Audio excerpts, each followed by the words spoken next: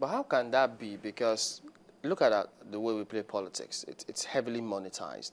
The amount of money politicians spend for elections, because yes, you will have that ceiling, but who is enforcing the ceiling? Because when we have the fundraising dinners, the huge amount that is raised, huge amount that goes into all that they have to do, but nobody is even enforcing the regulations in INEC.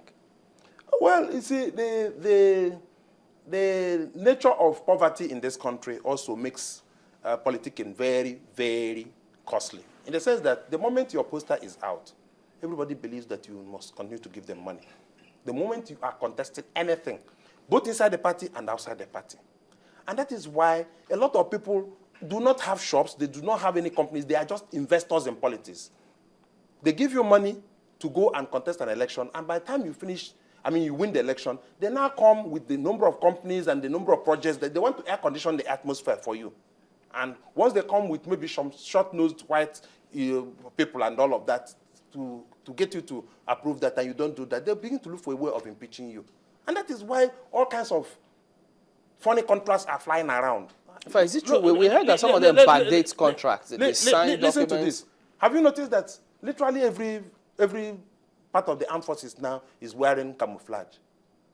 It's not the desire to keep the military, because you cannot still give them, their old uniform, a number of them, a number of such uniforms, maybe about 6 or 7 pairs or thereabout. It's just to generate. In short, the people who are no longer wearing, who are not wearing camouflage now, that are probably in the line, may well be civil defense or the prison warders. Why is that the case?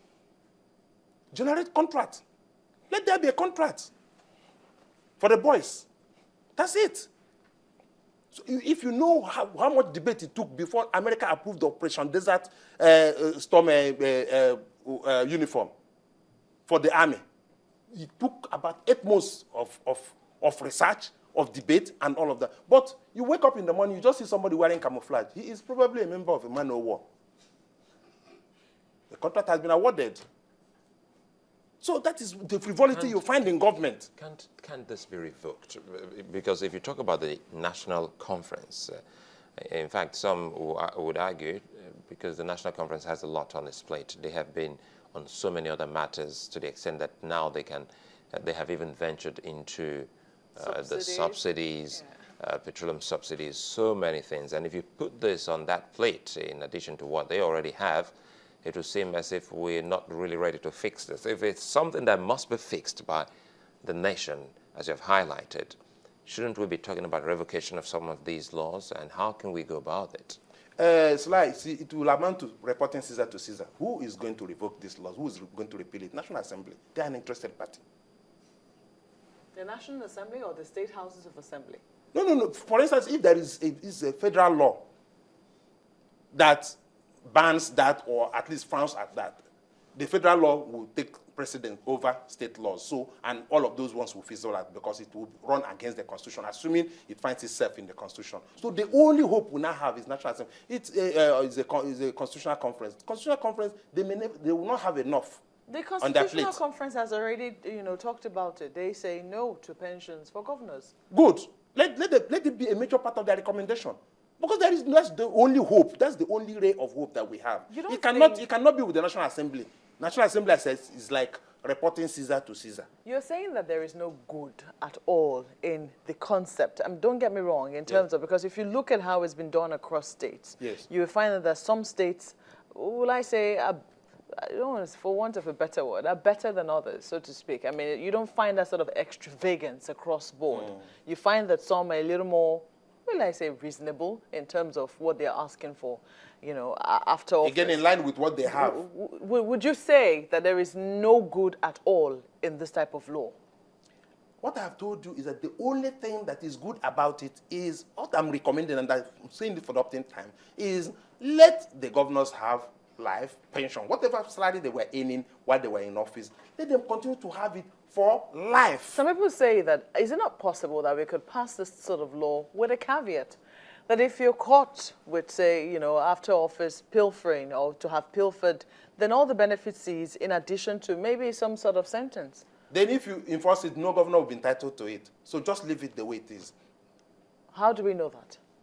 How do you mean? If we're saying that, because when we pass laws, Mr. Eke, if any governor is indicted, that he loses this pension. Is that not what the point you're making? Mr. Eke, yes. When we pass laws, do we just look at the present so that we're not satisfied with the cadre or the sort of politicians we have now? Does it mean that in future, when we, do have people who truly have served, or even in the past, because these things also apply. There are people whom we can say, oh, these people did well, these people did well. And then we look at how they live, and then we say, it's not befitting of how a former governor should have lived. We've seen instances of that, where state governors have had to intervene and say, let us upgrade how this person lives. Haven't we seen instances?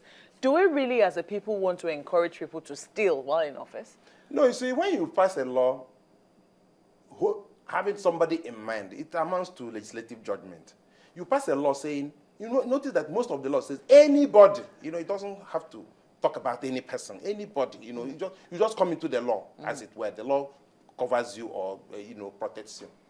But the point I'm making is that a law also is relevant to the social circumstances of the moment. The law does not just come up.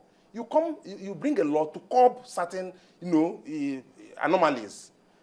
There's a mischief side of it. What mischief is this law supposed to cure? What is going to cure is the governors that we know of today.